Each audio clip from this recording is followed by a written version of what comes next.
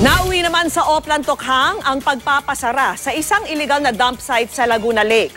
Napag-alaman kasi ng mga pulis na may mga nagdodroga raw sa lugar na yun. Nakatutok si JP Soriano, exclusive. Dating sapa ang lugar na ito na bahagi ng Laguna Lake Shoreland. Nireclaim daw ito o tinambakan ng mga construction debris at basura. Sobrang delikado raw ang ginawang dump site bukod sa walang permit kaya illegal. Kaya pinasara ito kanina batay sa cease and desist order na pinalabas ng Laguna Lake Development Authority o LLDA.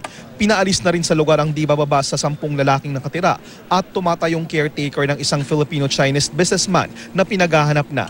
Ito yung tinatawag na Ilog Tapayan, bahagi ng tinatawag na Laguna Lake Shoreland. Katabi lang nito ang Laguna Lake. Kaya para tayo dito na isang illegal dump site, ayon sa LG ng Taytay ay lubos na nakakabahala at may epekto sa kalikasan.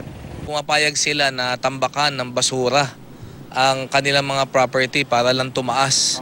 Yan po ay talagang isang bawal na bawal sapagkat ang basura po na yan ay kakatas at ang maapektuhan po dyan ay ang ating Laguna Lake.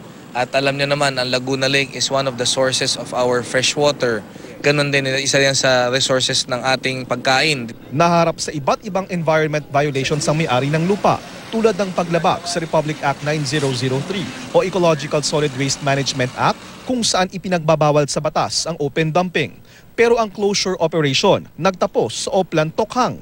Base sa impormasyon daw kasi ng Taytay Police, may mga pot session ang nagaganap dito. Nang magalugok, may nakitang isang maliit na sachet na pinaghihinalaang shabu. Itinanggi ng isang caretaker ang aligasyon. Hindi lang basura na meron tayong nakuha na sachet rin, maliit lang. Yung mga tinarihan, yung mga pinaggamitan.